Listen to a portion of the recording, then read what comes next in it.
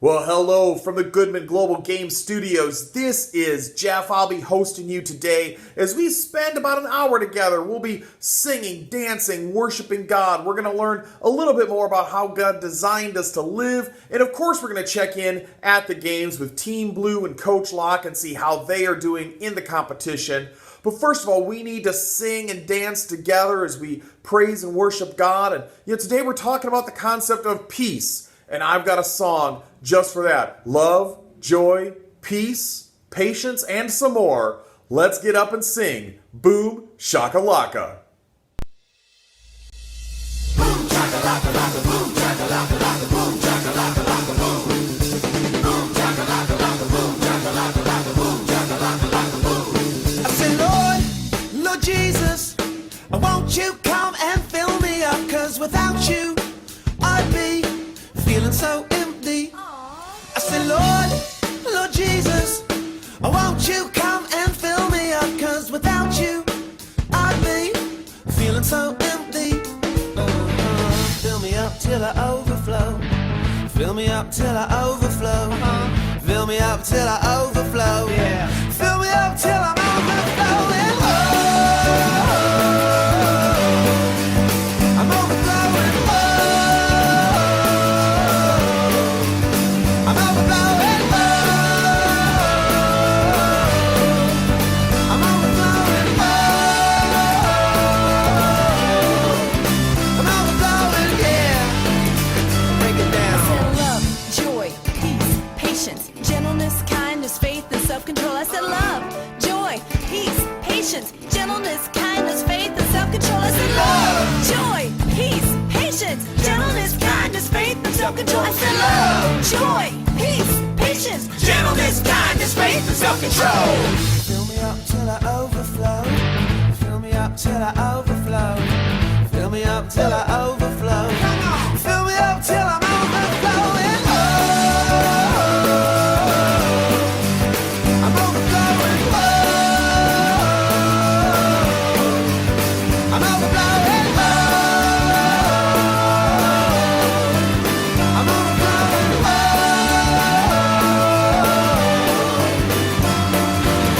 Shakalaka, laka, boom, shakalaka, laka, boom, shakalaka, laka, boom. Boom, shakalaka, laka, boom, shakalaka, laka, boom, shakalaka, laka, boom. Well, welcome back to the GGG Studios. I hope you had a great time singing that song. I hope you were able to get motions and all this kind of stuff right way up this morning. And here in the studios, it's time to start our trivial worldwide warm-up. That's our opening game.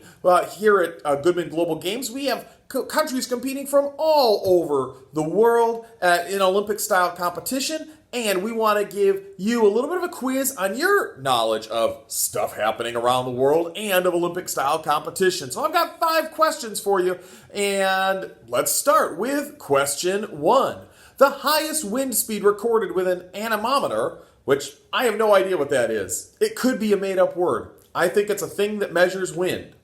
Anyways, the highest wind speed recorded was 253 miles per hour during Cyclone Olivia. In what country was that recorded? Is it A, India, B, USA, or C, Australia? This one might be a guess. You're guessing 3, 2, 1. It is C, Australia. 253 miles an hour. I can't imagine what that would feel like. By the way, how did the wind thing pick that up? Wouldn't it have just blown away? All right, question number 2. The world's longest river is 4,145 miles long. What is the name and in what country is it found? Is it the Nile River in Egypt? Is it the Mississippi River in the USA? Or is it the Amazon River in Brazil? Your answer in 3, 2, 1. It's the Nile in Egypt, the world's longest river. Hey, and if you didn't know that, you're in denial. That's right, always time for a good dad joke here on the GGG studio. All right, question 3. As of 2012, 2 countries are tied for the most number of gold medals in the sport of fencing. That's like fancy sword fighting. Name one of them. Is it A, Germany, B, France, C, Italy, or D, Japan? Well, you got a 50-50 shot at this because we gave you both answers. If you answered B, France, or C, Italy, you would be exactly right. Now, we've had an Olympics since then in 2016, so I've got some updated numbers for you. Italy wins the gold medal count with 49 Olympic gold medals in the sport of fencing. France has 42. The USA, we've managed 2. This one ain't our sport. All right, question number 4. If you like chocolate, who likes chocolate? I do. You probably know the company Nestle, right? They make the hot chocolate, they've got the little bunny, all that good kind of stuff. In what country is this company's international headquarters? Is it A, Ethiopia, B, Iraq, or C, Switzerland? Well, your answer in 3, 2, 1. If you know that Switzerland is the chocolate country, then this was an easy question for you. Their international headquarters are in Switzerland. I used to live right by one of their plants, actually, in Indiana. They've got a big, Ohio, I don't know, somewhere. I passed it on the freeway. There's a big, giant bunny outside it. Smelled like chocolate. All right, final question. Many fencers consider Aldo Nadi as one of the greatest swordsmen of all time. He was undefeated in European championships for 12 years in a row. What country is Aldo Nadi from? Is he from A, Italy, B, Panama, or C, New Zealand? Only one of those is a European nation, so if you guessed A, Italy, you are exactly right. If you think that Panama and New Zealand are part of Europe, time to take a little bit of geography. Aldo Nadi actually won all of the individual and team medals for fencing in the 1920 Olympics, and he later actually moved to Hollywood. He worked as an actor, he did some fighting scenes and films, and he was a fight choreographer. Pretty interesting stuff, right? He was actually able to take that Olympic skill and he was able to use it all throughout his life. Pretty cool. Well, welcome back to another day here at Goodman's Global Games. This is an international sports competition hosting athletes from all over the world right here in the Goodman Arena, and it was founded many years ago by Mr. Goodman himself. He did so to give athletes a chance to step up and lead their nations in friendly competition. And I think standing up for our official theme song would be a great way to kick off today's event. We've been singing a song called Relentless, where we remember that God's love for us is relentless. It will never stop. There's nothing we can do to get God not to love us. And if we, kind of ignore God for a bit and wander off on our own, God is going to relentlessly chase us down because he wants to be friends with you. Get up off your couch, your chair, your beanbag, whatever you're sitting on, and sing Relentless.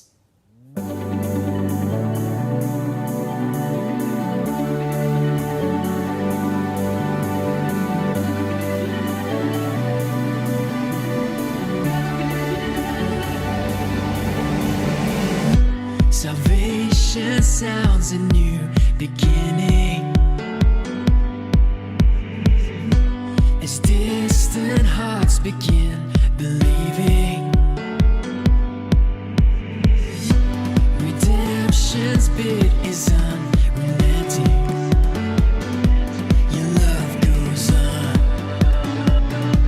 Your love goes on.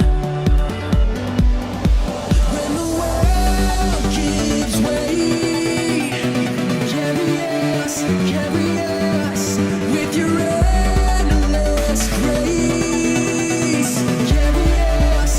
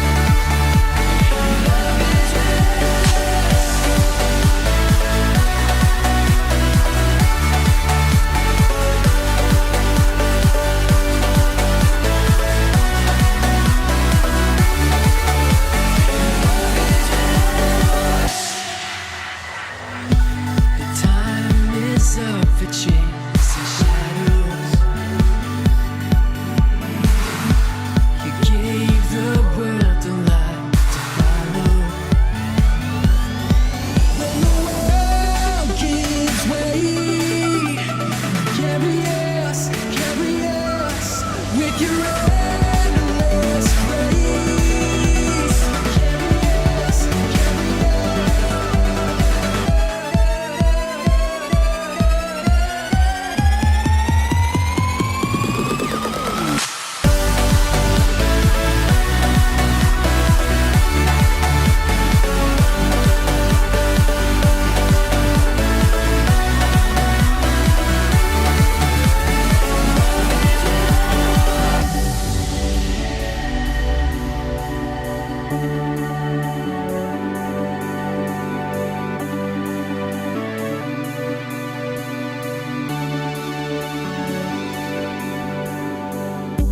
Tearing through the veil of darkness, breaking every chain you set us free, fighting for the furthest heart you gave. You're alive for all to see.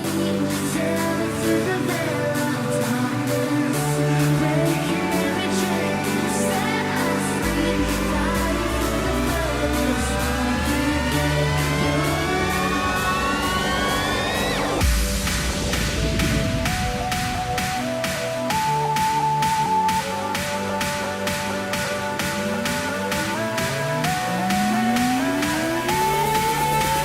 Love is relentless.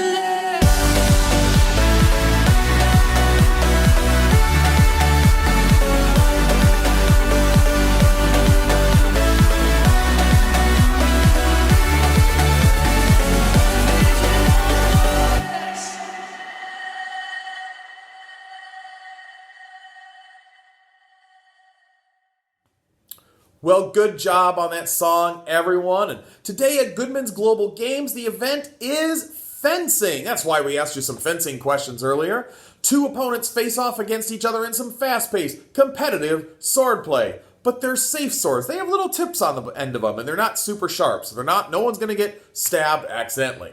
Fencing actually is really, really fun to watch, but it can also be dangerous because, swords, which is why all the athletes need to be careful and use good sportsmanship while they're playing. Now, fencing sure can get out of hand if athletes and coaches aren't careful, and I want to make sure that our friend Coach Locke is going to encourage his team to be careful, so let's watch some Goodman Global Game coverage with our hosts Rick Rexworth and Hank Happy. Hello and welcome once again to our coverage of Goodman's Global Games. I'm Rick Rexworth. And I'm here too! You sure are, Hank. Sure am what? You sure are here too. I already said that! Yep. Goodman Arena is alive with energy today as we head into the next event, fencing. A game of speed, reflexes, finesse, and determination. And swords! Yes, those two. Fencing involves two opponents using swords to score points by making contact with their opponent. It's a fast-paced back and forth between attacks and blocks. But don't worry, fans, we'll do our best to keep up with the action and report it to you. Can I have the sword? No, not after last time. Said I was sorry. The matches won't happen until later today, giving our team some time to practice. We'll see you sideline at game time. Now can I have a sword? No. Okay, team, listen up. Fencing is a fight. It's a furious battle between you and your opponent, and your only hope for victory is to cheat. Y'all need to play dirty, use every dirty trick in the book, and cause your opponent as much pain as early as possible. Hey, y'all four battle it out there in practice. When you're done, the last one that's standing is gonna get to compete in the actual event. Now, y'all get to it. Yes, sir. Out of my way. You get out of my way. Give up now. Oh, this gonna be good. You can't be serious. Whoa. Oh, hey, Janitor, forgot you were there. What's up? You just told your team to hurt one another. Oh, I know. It's great because the winner from practice gets to hurt people during the actual event. It's genius. I know. No, it's not genius. It's dangerous. Oh, yeah, dangerous, right? I forgot. Note to self. Fencing is a fight with swords. It's supposed to be dangerous. Fencing isn't about trying to hurt each other. It's about sportsmanship, taking turns, being careful so that everyone can play and not get hurt. Competitors come from all over the world to compete in these games, not to hurt one another. These games are a way that we can work for peace, not start fights. I really don't know what sport you're talking about there, Jenny. Okay? Fencing is fighting, and fighting is fencing. Now, Team Blue's about ready to start practicing, and I kind of want to watch the fight. Coach, this is a bad plan. Hey, you hush your mouth, okay? It's starting.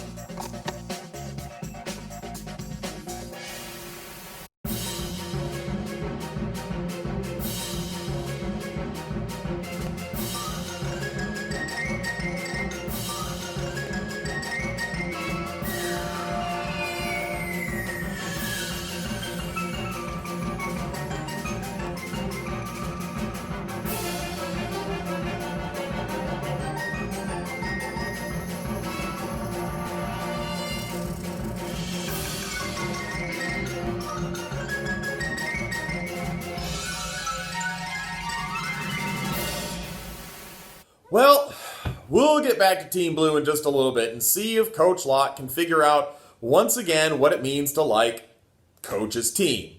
You know, I think Team Blue would do a whole lot better today if they just did what our main point tells us to do. Want to know what that main point is? Here we go.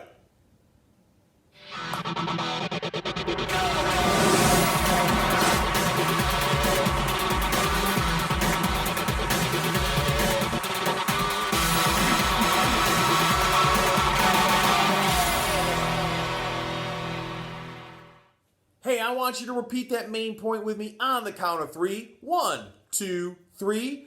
I will work for peace. Now that is a kind of shouting that I think could probably damage your mom and dad's eardrums. It's not necessarily real peaceful, but good job with it. Now I think we need to talk about what it means to work for peace. I mean, it's easy enough to say I'm going to work for peace, but what does that mean? Well, first off, let's talk about what the opposite of peace is, and that is conflict. Conflict is when two or more people are having a disagreement, and these disagreements can grow into arguments and even to physical, like fist fights, if they aren't dealt with properly. And that's where good leaders come in. As leaders, it's our job to do our best to resolve conflicts with peace. We remain calm, we use kind words, and we try to see each other's point of view as we try to find solutions to conflicts that everybody can be happy with. And that can take a lot of work, and sadly, a lot of people try to solve conflicts just by being loud and fighting. But fights, well, they never make things better. They usually just make things much worse, and in fact, there's a great example in the Bible about a man named Gideon and how he worked for peace even though some people around him were trying to pick a fight with him. The lesson can be found in the book of Judges, chapter 8, but first, let's check out some pregame coverage and a leadership tip with my friends Nikki Truman, Johnny Timms, and Tony Playton.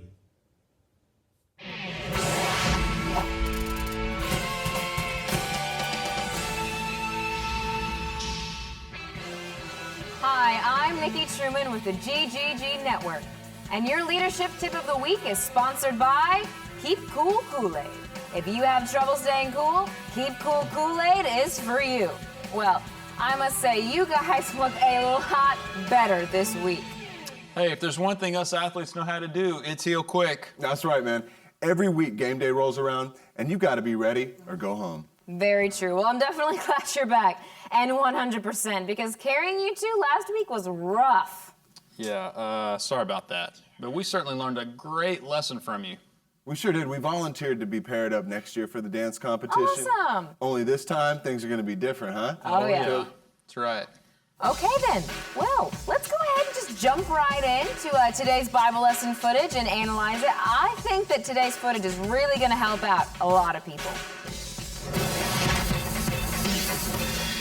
Wow, they always have such a good time in that studio. I wish I could head into that studio over there, but I can't, so let's check out this story about Gideon the judge. But before we do that, remember we learned a couple weeks ago a song about all these judges in the Bible, including Gideon. Let's hear it again. And now, the fabulous Bentley Brothers.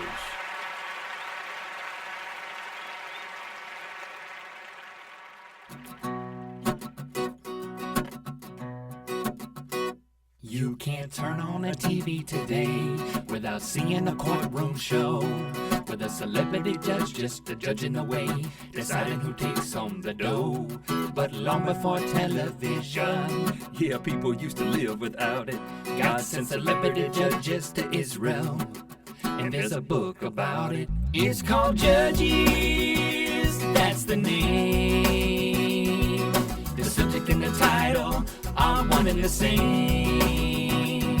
Like a book about weather called Weather, or a book about Heather called Heather. Who's Heather? She's my cousin. Oh, and that's her name. Yeah, but who are the judges? Well, you got Othniel and Ehud, Shamgar and Deborah, Gideon and Tola, Jair and Jephthah. Who could forget about old Ibzan, or Elon and Abdon, and the most famous of them all, that long-haired dude named Samson. He was strong. They're the judges, that's the name. The subject of the book and the title of the book are the same. Like a book about chimneys called Chimneys, or a book about Henry called Henry. Who's Henry? He's my neighbor. Oh, and that's his name. Yeah, but who are the judges again? You've got Othniel and Ehud, Shamgar and Deborah, Gideon and Tola, Jair and Jephthah. Who could forget about old Ibzan, or Elon and Abdon, and the most famous of them all, that long-haired dude named Samson. He was strong. Until he got a haircut. You know, in our lesson today, we're going to be looking at another judge from the book of Judges. And as I've shared already, his name is Gideon. Now, some of you may know this story, but a lot of you don't. So let me give you all the background on Gideon. Gideon was a guy who God used to defeat a huge army of an enemy called the Midianites. And Gideon only used 300 men. You see, Gideon and his 300 men surrounded the Midianites in the middle of the night. And they all blew a trumpet, and they broke a clay jar that hit a torch. And when they did, God won the battle. He caused the Midianite army to break into a panic and actually start fighting and killing each other. Within a short period of time, the Midianites were defeated, and the rest of the survivors, they were just running away. And this is usually where we leave off the story of Gideon. That's just kind of where we oftentimes finish telling it at church. But at this point, I actually want to enter into the story of what happened next. You see, once the remaining soldiers who had not died just fled away, Gideon sent for the warriors from the hill country of Ephraim. He told them to come down and attack the Midianites and cut them off at the shallow crossings of the Jordan River. So when the soldiers from Ephraim heard this, they immediately did as Gideon had asked. And they fought and chased the Midianite army, capturing and killing the 2 Midianite commanders. And when they were finished, they came back to Gideon. But when they did, they were not a happy group of people. The men of Ephraim went up to Gideon, and they said, "Why have you treated us this way? Why didn't you send for us when you first went out to fight the Midianites?" Wow. Now, before I get to Gideon's answer to them, let's go back to the beginning of the story. Back to when Gideon was getting ready to go into battle in the first place. Now, like I just said, Gideon fought with 300 soldiers, but that's not what he started with. He started with over 32,000 soldiers. But God told Gideon that that was too many men to fight the Midianites. So Gideon went to his soldiers and told them, "Whoever is timid or afraid may leave this mountain and go home."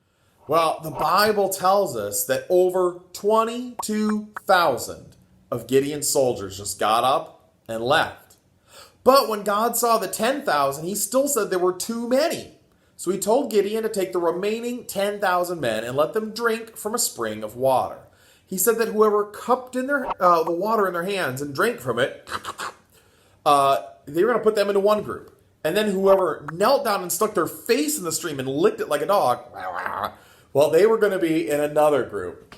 And when Gideon did this, 300 of the men cupped the water, 9,700 drank it like a dog right out of the spring. And then God told Gideon that one of the groups would be the one to go fight. And it wasn't going to be the 9,700. That's right, the men in the group of 300 were the ones that God had chosen to fight this unbelievably large army of Midianites. Now you might be wondering, why did God do this? It sounds crazy, right? Send 300 against an army that was so large it couldn't be counted? It's nuts. Well, the answer, I believe, is that God wanted to prove that the victory belonged to God and not to Gideon and not to the men who actually fought. It was going to be God's miraculous victory, not theirs. And so he took something that was impossible and he made it possible. And everyone knew that the only reason they won was because God won it for them. Now, why is that so important? Because even if the men at Ephraim, the ones I mentioned a minute ago who were complaining that they didn't get to fight, even if they were there, they probably wouldn't have been chosen anyways. And now here they were angry because they didn't get the glory for winning the great battle. Well, the glory really belonged only to God in the first place. They were angry for the wrong reasons. They were angry because their pride was hurt, when they should have been happy that God had given all of Israel a great victory. All right, so now we're getting to the important part, the part where we can learn from his leaders. What did Gideon do when the men came to him and started complaining? Obviously, they were in the wrong, and Gideon could have told them, "You're wrong," and he got mad. He could have gotten mad at them. But Gideon didn't do that.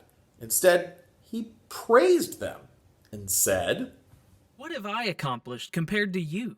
God gave you victory over Oreb and Zeb, the commanders of the Midianite army. What have I accomplished compared to that?"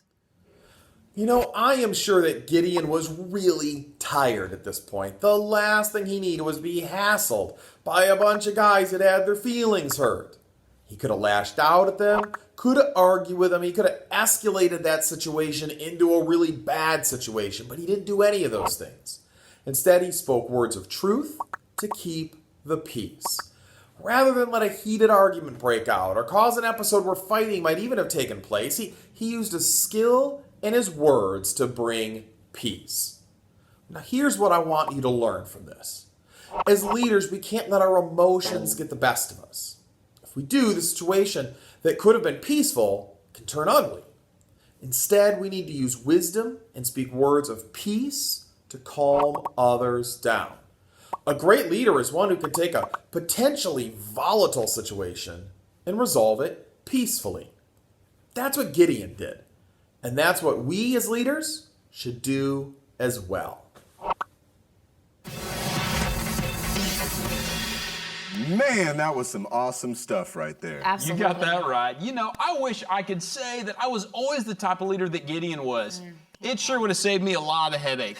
I was the biggest hothead in college. Ooh. I mean, here's the thing. A lineman would miss a block. Somebody would hit me too hard to the ground. Somebody be talking about my mama, and bam, there go my emotions. Woo. Then I'm getting a penalty. Coach is yanking me out of the game. Ooh, I know guys like that on and off the field. That's true. So then tell me, Johnny, what was it that changed you? Well, I'd say several things. Hearing lessons like this from the Bible, watching others handle the same situations, but doing it in a better way. And realizing that, guys, when you get angry, man, it just makes things a lot worse. Very true. Yeah, I mean, in the end, nobody wins. Exactly.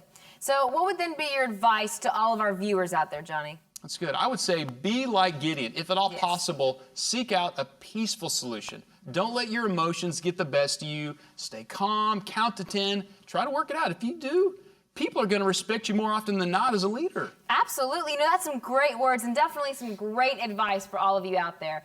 Well, unfortunately, that's all the time we have for today. So thank you for tuning in to the GGG Network, and we'll see you next time for our next Leadership Tip of the Week.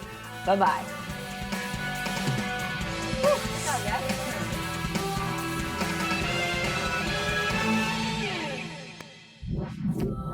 Yeah, man.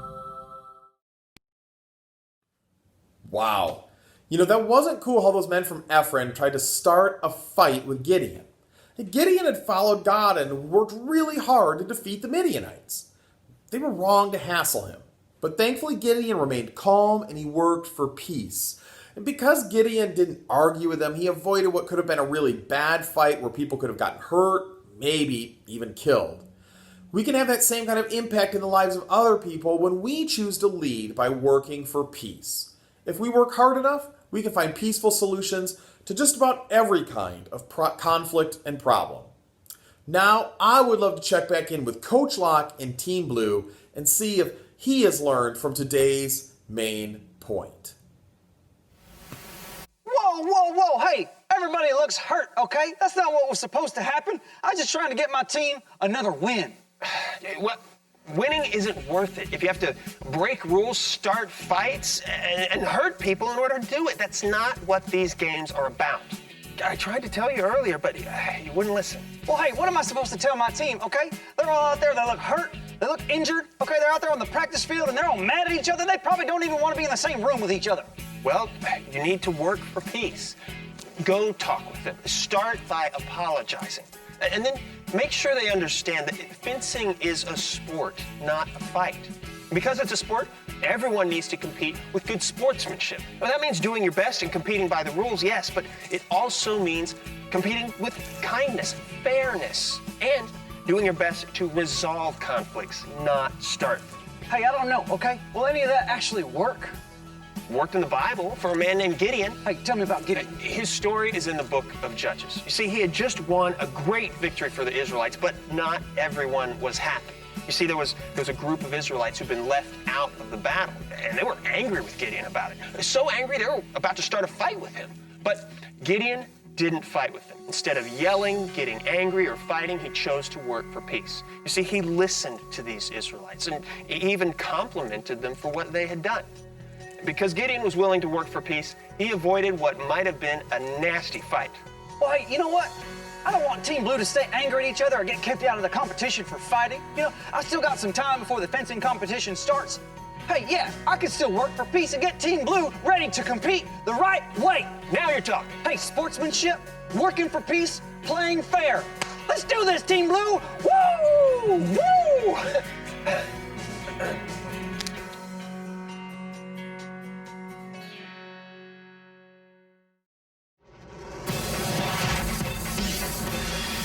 Welcome back, Global Games fans! We've been here the whole time! Right. Well, it's time to check out the action in today's fencing competition. So we turn things over to AJ Jackson. Is everyone ready down there, AJ? All the fencers look tense and ready to begin. In our first match, we'll have a fencer from Team Red versus a fencer from Team Blue. And I gotta be honest, fellas, I'm worried about how Team Blue is gonna play this one out. And the referee has signaled them to start. Okay, there's some good back and forth. Neither fencers have gotten a successful touch. Oh, it looks like Red just scored a touch. That's a point for Red, and the Team Blue fencer is remaining calm. I would have expected a tantrum after that performance at practice. They're beginning again. And oh, another touch and point for Red. But so far, Blue is staying calm and playing by the rules. The ref signals to begin, and there they go.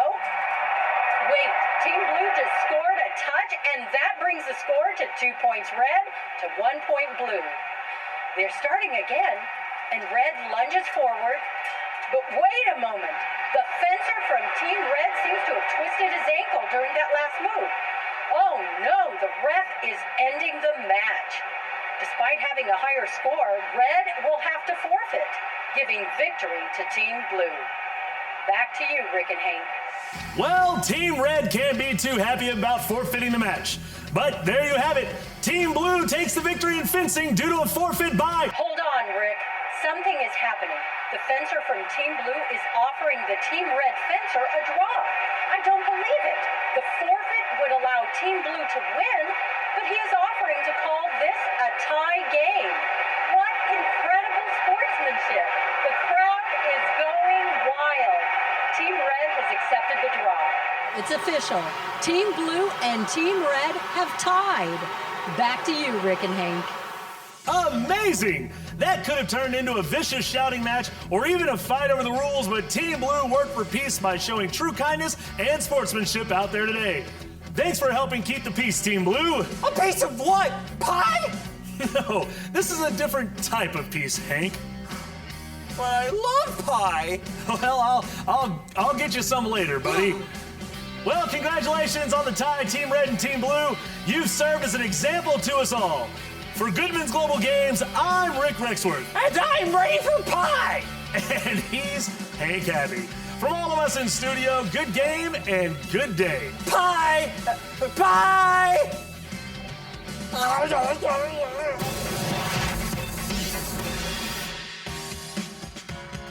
Oh, welcome back, Coach. Wow, whatever you told your team, it really did the trick. Your fencer went above and beyond out there. That was some serious working for peace. Hey, thanks, Janitor. You know, I really don't enjoy a tie game. I like a clear winner at the end of the competition, but my team did the right thing. I was really proud of them. In fact, I think it's worth celebrating. Sure, yeah. Oh, but maybe not. Woo! Cooler shower, baby. Something I'll have to clean up. Hey, clean up. Hey, I appreciate it. Hey, Team Blue, let's work for peace. Here we go. You've got a spoon in your shirt. Spoons.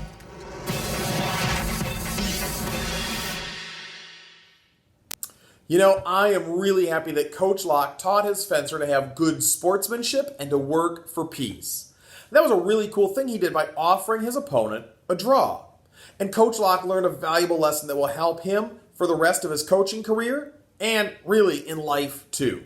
Working for peace can be a very powerful thing. And remember that the next time you or someone you know is facing a conflict. Something that helps me stay calm during conflict is to remember that I am a follower of Jesus and a servant of God. He's guiding me. He's helping me to do what he wants me to do, what he designed me to do. And we can find the help and guidance from God by digging into the Bible, including these verses right here.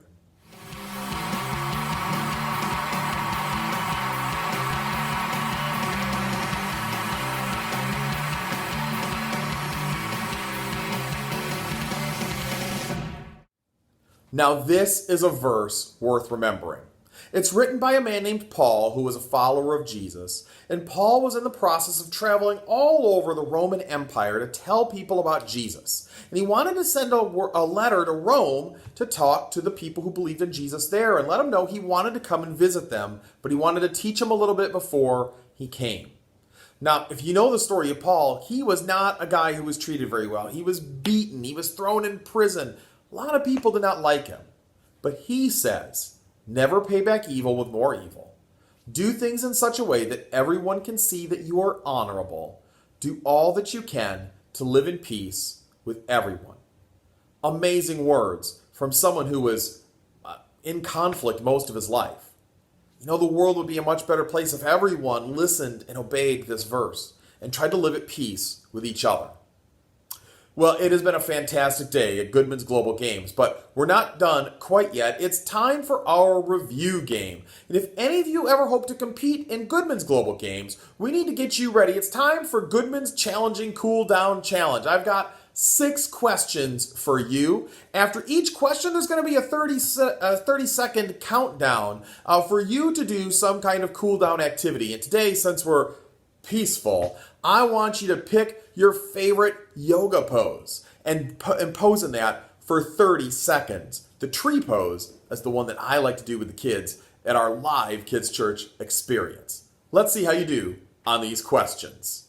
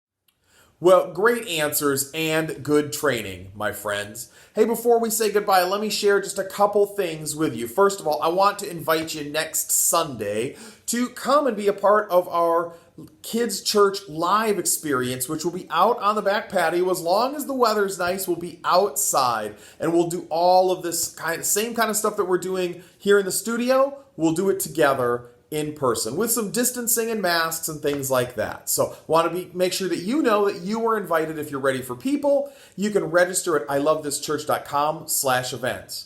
If you're not ready, if you don't want to be there, that's okay. Join us again in the studio, and we'll have this on Facebook and YouTube for you next Sunday as well. Now, we started a couple weeks ago a Christmas box challenge where I've challenged you to come up with 60 Operation Christmas Child boxes, which are just boxes full of presents for kids all around the world who are in need. I've got a short video to share with you about what that is all about. Here we go. 3, 2, 1. At the count of 3, when children open the shoe boxes, they're so excited. Those faces just transform. Yeah, these kids behind me are so excited because they've just received their boxes. The mouth is wide open, the voice is raised, smiles are all over.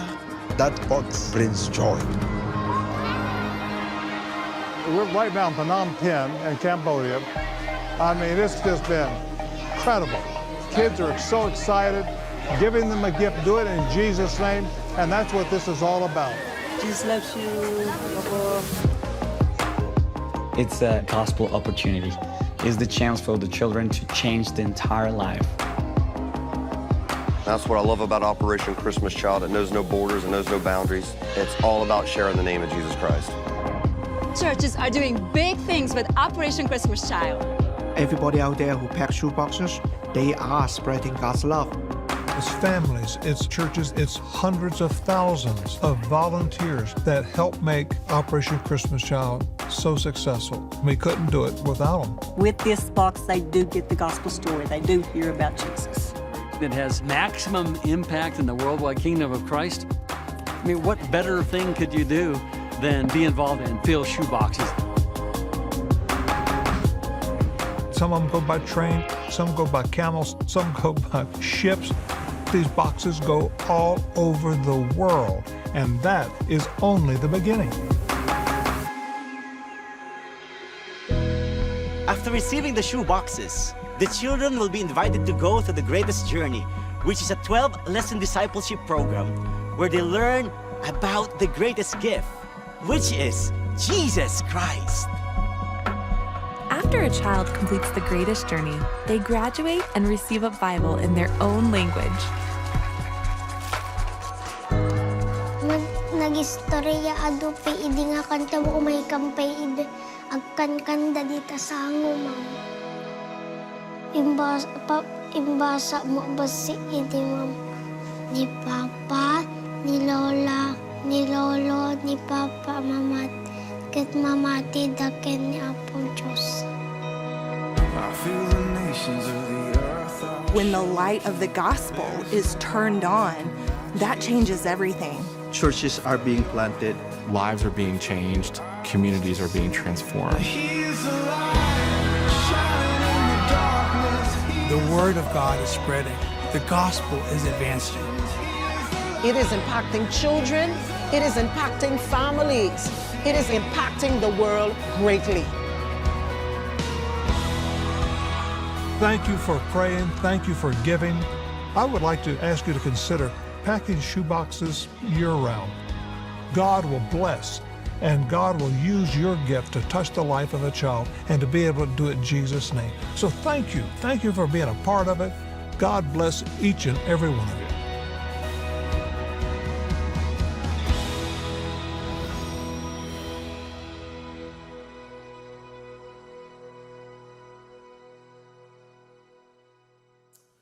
Well, I don't know about you, but watching that video really inspires me to get those Christmas boxes ready. In fact, my two kids, Julie and Caleb, each have a box ready, so we've got 2 boxes ready to go get those boxes ready. We're going to be collecting them at Kids Church, and we're also going to have some times on Sunday mornings where we'll have a contact-free drop-off in our driveway. I'll be letting you know about that next week. But get thinking about getting those Christmas gifts shopped for. It's really just a trip to the dollar store. You can find all the gifts that you need there, and man, you see the look on those kids' faces as they unwrap those presents. They are so grateful for the love that we show them. It's really awesome. So make sure you're part of our Christmas box challenge. And by the way, it involves me having a glitter beard. If we get 6 of these together, do it for that.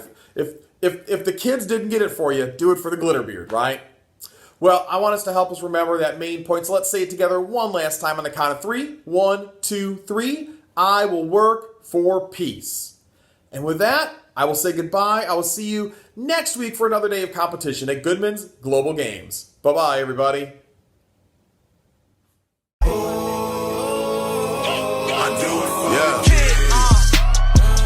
Young man, always surfing, no waves. I do it for the kids. All for the youngest. Young man, always surfing,